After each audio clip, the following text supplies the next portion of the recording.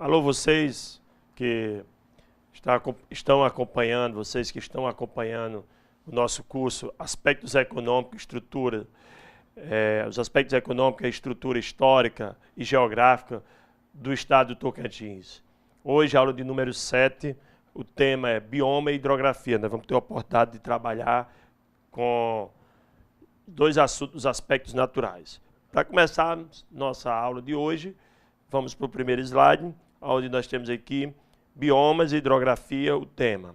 Depois nós temos aqui o mapa do Brasil dos biomas, onde apresenta claramente que o Brasil é composto de vários biomas. Nós temos o verde, que é essa parte maior, a floresta amazônica. No centro do Brasil, nós temos o Cerrado, abrangendo vários estados, em torno de 12 estados, Mato Grosso do Sul, um pedaço de São Paulo, Minas Gerais, Goiás, Distrito Federal, Tocantins, praticamente quase todo é coberto pelo Cerrado, e o Maranhão, um pedaço do Maranhão, um pedaço do Piauí, um pedaço da Bahia.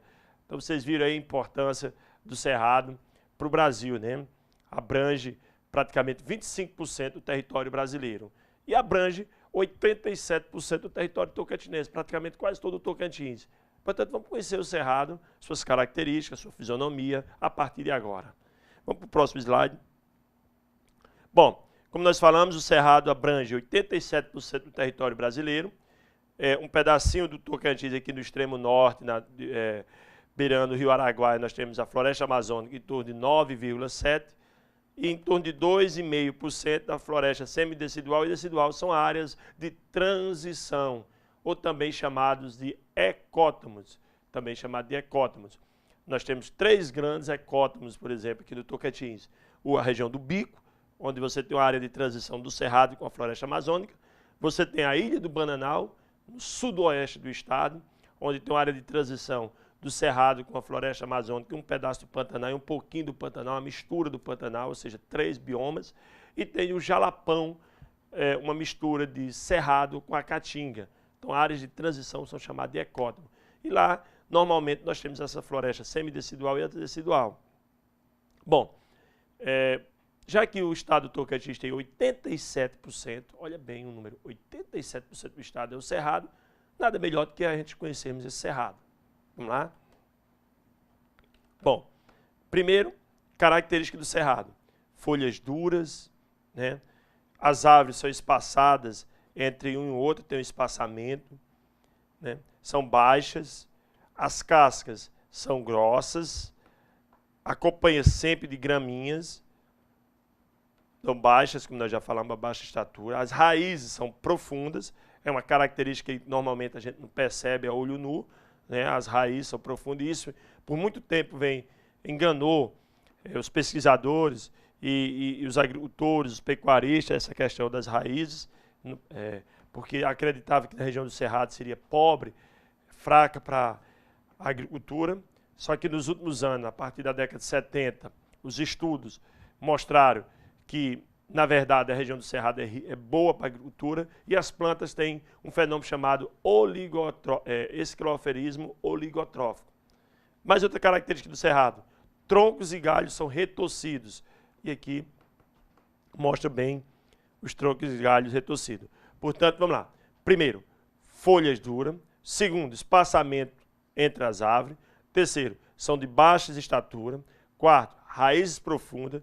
Quinto, acompanha graminhas. Sexto, as cascas são grossas. Então, são 6 características básicas do Cerrado. Bom, no próximo slide, nós temos aqui qual é a fisionomia do Cerrado. A fisionomia do Cerrado.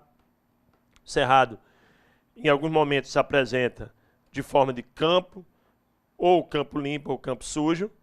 Em alguns outros momentos, de cerrado, propriamente dita. Em outros momentos, cerradão.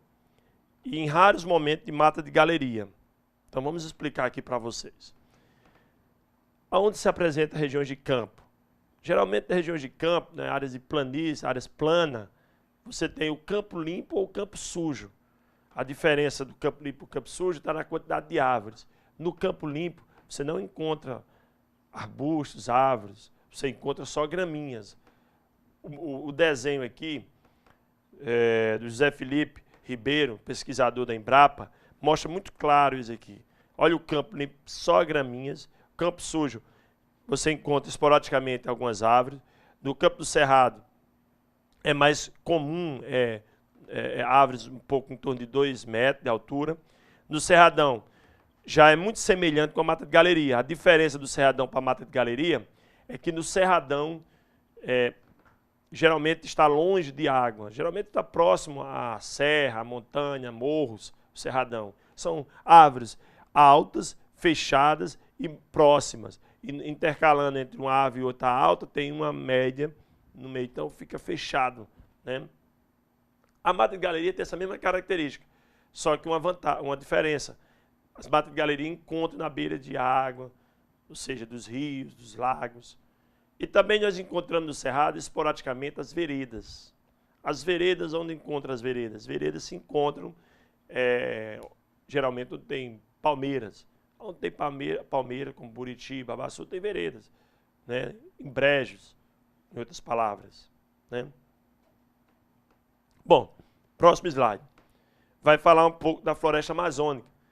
Até porque no Tocantins, em torno de 9%, 9,7% mais precisamente, é composto da floresta amazônica. Então, ali na região do Bico do Papagaio, próximo ao rio Araguaia, nós temos aí uma vegetação da floresta amazônica. E a característica principal da floresta amazônica, que o slide mostra muito claro, tem a mata de igapó, mata de várzea e a mata de terra firme. Bom, sobre hidrografia, nós temos aqui um slide que mostra as bacias hidrográficas do Brasil. E o Tocantins, todo o estado, está banhado pela bacia Araguaia-Tocantins, uma das principais bacias hidrográficas do Brasil. E, aliás, a bacia Araguaia-Tocantins não banha só o estado do Tocantins, banha também o Goiás, banha 20% do Pará, Mato Grosso, Maranhão e o Distrito Federal, todo o Distrito Federal. Então, no cômputo geral da bacia Araguaia-Tocantins, 30% está aqui no Tocantins. 26% dessa bacia está no Goiás. O Pará representa em torno de 20% dessa bacia. Então, assim, uma área muito grande também no Pará.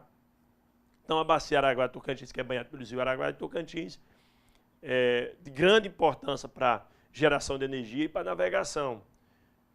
Aliás, geração de energia, o próximo slide vai mostrar bem que nós temos várias usinas de grande porte construídas ao longo do rio Tocantins, seja dentro do estado do Tocantins, ou no estado de Goiás, ou no estado do Pará, mas ao longo do rio Tocantins. Vamos ver aqui o slide. Por exemplo, nós temos a usina de Tucuruí, nós temos no Pará, que inclusive é a segunda maior usina do Brasil. Nós temos a usina de Serra da Mesa, construída em 1996. Nós temos a de Luiz Eduardo Magalhães aqui nas redondezas de Palmas.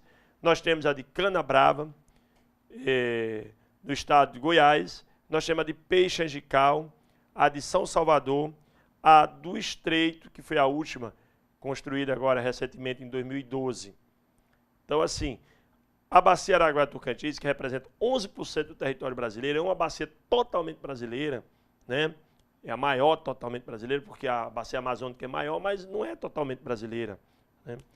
Ela tem uma importância tanto para a geração de energia, como vocês acabaram de ver, também para a navegação e também uma importância ecológica, porque os rios aqui cortam várias regiões do Brasil e aí é um grande dispersor de semente, de animais, de plantas.